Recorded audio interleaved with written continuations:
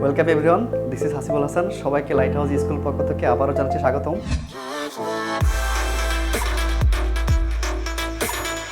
তো বরাবরই আজকে আমি আপনাদের সামনে নতুন একটি টপিক, সেটা হচ্ছে ভয়েস নিয়ে হাজির হয়েছি।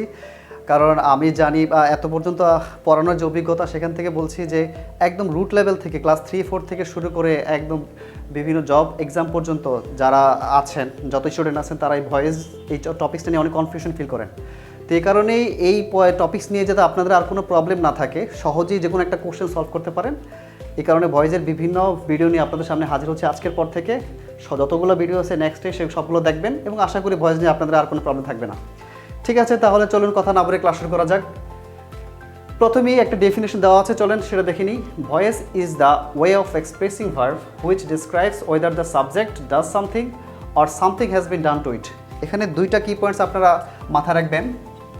whether the subject does something or something has been done to it। কি বোঝাচ্ছে? যখন সাবজেক্ট নিজে কিছু করতেছে, হ্যাঁ, সে নিজেই অ্যাকশনটা করতেছে, সে এসে ডুয়ার, ওই অ্যাকশনের ডুয়ার, তখন সেটা ভয়েস হবে। অথবা সাবজেক্টের কোনো একটা কাজ রিসিভ করতেছে।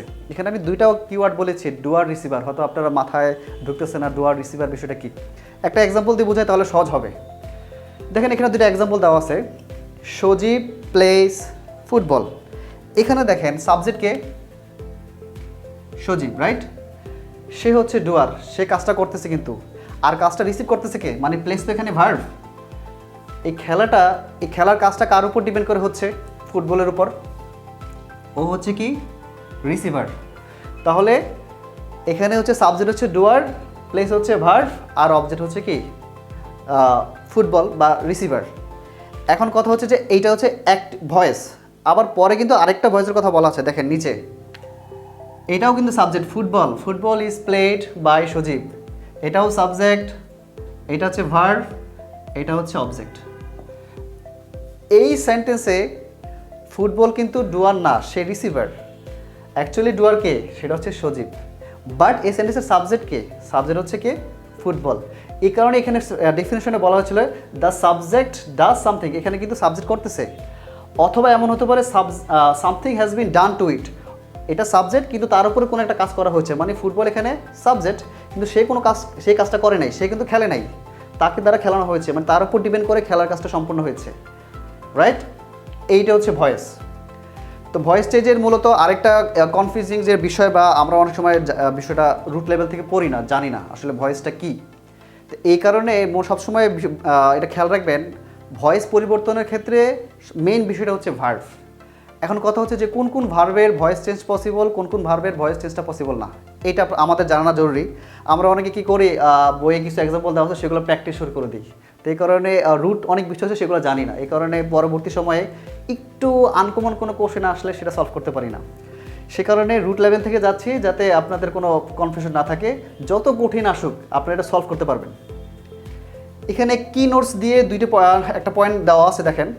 Voice change is possible for transitive verb, but voice change is impossible for intransitive verb. Important fact. এখন বলতে পারেন sir transitive verb, intransitive verb কি, সেটা নিয়ে আমি পরবর্তীতে আলাদা ক্লাস নিব। তবে আপাতত ছোট্ট করে একটা কথা বলে রাখি, যেই সব ভার্বের অবজেক্ট দরকার হয়, অবজেক্ট থাকে, যেসব ভার্বের অবজেক্ট থাকে, যেমন এই ধরেন এখানে একটা ভার্ব কী ছিল? প্লেস। এই প্লেস ভার্বের অবজেক্ট আছে কি? এই প্লেস ভার্বের অবজেক্ট হচ্ছে কি? ফুটবল। এটা হচ্ছে ট্রান্সিটিভ ভার্ব। এখন কথা হচ্ছে অবজেক্ট আপনারা কীভাবে ফাইন্ড আউট করবেন? সহজ কথায়, আপনারা যদি ভার্বকে হোয়াট অথবা হুম এই দুইটি ওয়ার্ড দ্বারা কোশ্চেন করেন, কোশ্চেন করার পর যদি আপনি অ্যান্সার পান, তাহলে সেটা কি? Transitive verb. আর কোশ্চেন করার পর যদি কোনো অ্যান্সার না পান, সেটা হয়ে যাবে কি? Intransitive verb. তো এখন দুইটা এক্সাম্পল দিয়ে বোঝাচ্ছি, তাহলে বুঝতে আপনাদের সহজ হবে। যেমন ধরেন আমি যদি বলি হি রাইটস আ বুক, আর আরেকটা সেন্টেন্স লিখতেছি হি ওয়াক্স স্লোলি। এখানে দুইটা এক্সাম্পল দেওয়া আছে। ফার্স্টে দেওয়া আছে হি রাইটস এ বুক, তারপর দেওয়া আছে হি ওয়াক্স স্লোলি। এখানে খেয়াল করেন, এই যে রাইটস যে ভার্ব, এই ভার্বকে যদি আমি হোয়াট অথবা হুম দ্বারা কোশ্চেন করি, ধরেন এখানে আমি হোয়াট দ্বারা কোশ্চেন করলাম, what, he writes what, answer কি আছে? অ্যান্সার আসতেছে এ বুক। তাহলে হোয়াটের অ্যান্সার পাচ্ছি আমি। এইবার ওয়ার্কসকে আমি কোশ্চেন করি হোয়াট অথবা হুম দিয়ে, হোয়াট অথবা হুম দিয়ে। হি ওয়ার্কস হোয়াট, অ্যান্সার আসতেছে না, স্লোলি কিন্তু অ্যাডভার্ব, এটা কিন্তু হোয়াটের অ্যান্সার দেয় না। হোয়াট এবং হুমের অ্যান্সার সবসময় নাউন বা প্রোনাউনই দেয়, স্লোলি কিন্তু অ্যাডভার্ব। তো সে হোয়াটের অ্যান্সারও দিচ্ছে না, আবার কি হোমের অ্যান্সারও দিচ্ছে না। তাহলে এটাই হচ্ছে এখানে কি ইনট্রান্সিটিভ ভার্ব, আর এটা হচ্ছে ট্রানজিটিভ ভার্ব। ঠিক আছে, তাহলে মনে রাখবেন যত প্রকার ইনট্রান্সিটিভ ভার্ব আছে সেই ইনট্রান্সিটিভ ভার্বের অ্যাকচুয়ালি ভয়েস চেঞ্জ পসিবল না, ভয়েস চেঞ্জ শুধু ট্রানজিটিভ ভার্বেরই পসিবল। যদি কোনো বইয়ে অনেক সময় অনেক ডিফারেন্স ওয়েতে দেওয়া থাকে সেগুলো এক্সেপশন, আসলে সেটা গ্র্যান্টেড না। মডার্ন ইংলিশ গ্রামার অনুযায়ী যে মেন কথা সেটা হচ্ছে যে শুধু ট্রানজিটিভ ভার্বেরই কী হবে ভয়েস চেঞ্জ পসিবল, ইনট্রানজিটিভ ভার্বের ভয়েস চেঞ্জ পসিবল। এই পর্যায়ে আমরা কাইন্ডস অফ ভয়েস নিয়ে আলোচনা করব। আমরা সবাই মোটামুটি জানি ভয়েস মূলত দুই প্রকার, একটা হচ্ছে অ্যাক্টিভ ভয়েস আর একটা হচ্ছে প্যাসিভ ভয়েস। তো এই বিষয়টা আপনাদের পরিষ্কারভাবে বোঝানোর জন্য আমি দুইটা ওয়ার্ড ইউজ করতেছি, একটা হচ্ছে ডুয়ার, আরেকটা হচ্ছে রিসিভার। ডুয়ার রিসিভার কেন লিখলাম? যখন আপনি দেখবেন ডুয়ার সাবজেক্ট তখন সেটা অ্যাক্টিভ ভয়েস, আর আপনি যখন দেখবেন রিসিভার সাবজেক্ট তখন সেটা প্যাসিভ ভয়েস। আবার বলতেছি, দুইটা খুব ইম্পর্টেন্ট বিষয় ভয়েস চেনার ক্ষেত্রে। ডুয়ার যখন সাবজেক্ট সেটা অ্যাক্টিভ ভয়েস, রিসিভার যখন সাবজেক্ট সেটা হচ্ছে প্যাসিভ ভয়েস। আচ্ছা, এবার কথা হচ্ছে যে ডুয়ার আর রিসিভার কি, আমি একটু সহজে বলে নিই। ডুয়ার হচ্ছে যে কাজটা করে, ধরেন আমি যদি বলি আমি বই লিখি, তাহলে কাজটা কে করতেছে? আমি করতেছি, আমি হচ্ছে ডুয়ার। আর রিসিভারকে এই যে কি লেখি, বই লেখি, বইটা হচ্ছে রিসিভার।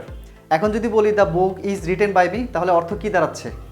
অর্থাৎ বই কি লেখে বিষয়টা না, অর্থাৎ বই লেখা হয়, লেখে কিন্তু আমি, কিন্তু সাবজেক্ট কে? The book. তাহলে এটাই হচ্ছে প্যাসিভ ভয়েস। আসুন বিষয়টা একটা এক্সাম্পল দিয়ে সহজ করা যাক। এখানে দেওয়া আছে মাই মাদার কুকস রাইস, ওকে। এখানে ডুয়ার কে? ডুয়ার হচ্ছে মাই মাদার, সে কাজটা করে, কি কাজ করে? সে হচ্ছে রান্না করে। আর রিসিভার কে? কার উপর ভিত্তি করে রান্নার কাজটা হচ্ছে? সেটা হচ্ছে রাইস, সেটা হচ্ছে কে? রাইস, এবং রাইসটা হচ্ছে এখানে রিসিভার। তাহলে মাই মাদার হচ্ছে ডুয়ার আর রাইস হচ্ছে কি? রিসিভার। তাহলে আমি বলেছিলাম একটু আগে যে ডুয়ার যখন সাবজেক্ট হিসেবে কাজ করবে তখন সেটা অ্যাক্টিভ ভয়েস। মাই মাদারই ডুয়ার এবং সে সাবজেক্ট হিসেবে কাজ করতেছে, এই কারণে এটা অ্যাক্টিভ ভয়েস। সেকেন্ড যে লাইনটা সেখানে দেখেন দেওয়া আছে rice is cooked by my mother. এখন কথা হচ্ছে এখানে সাবজেক্ট কে? রাইস, ভার্ব হচ্ছে কুকড আর অবজেক্ট হচ্ছে কি? My mother. এই এক্সাম্পলে দেখেন কুক হচ্ছে ভার্ব, রান্না করা। এখন কি রাইস কি রান্না করে?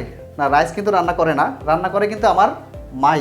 তাহলে রিসিভার কি হচ্ছে? সাবজেক্ট হচ্ছে, আর যে ডুয়ার হয়ে গেছে অবজেক্ট। এ কারণে রিসিভার যখন সাবজেক্ট হবে তখন সেটা হবে প্যাসিভ ভয়েস, আর ডুয়ার যখন সাবজেক্ট হবে তখন সেটা হয়ে যাবে অ্যাক্টিভ ভয়েস। আশা করি ব্যাপারটা ক্লিয়ার। সো ডিয়ার লার্নার্স, আশা করি ভয়েস সম্পর্কে আপনাদের একটা বেসিক আইডিয়া হয়ে গেছে। পরবর্তী ভিডিওতে আমি টেন্স রিলেটেড যত ভয়েস চেঞ্জ আছে সেই বিষয় নিয়ে আপনাদের একদম শর্টকাট যে টেকনিক সেটা নিয়ে আলোচনা করব, এবং আশা করি ওই ভিডিওটি দেখার পরে ভয়েস সম্পর্কে আপনাদের যে জড়তা সেই জড়তাগুলো আরও কমে আসবে। সবাই ভালো থাকবেন, আল্লাহ হাফেজ।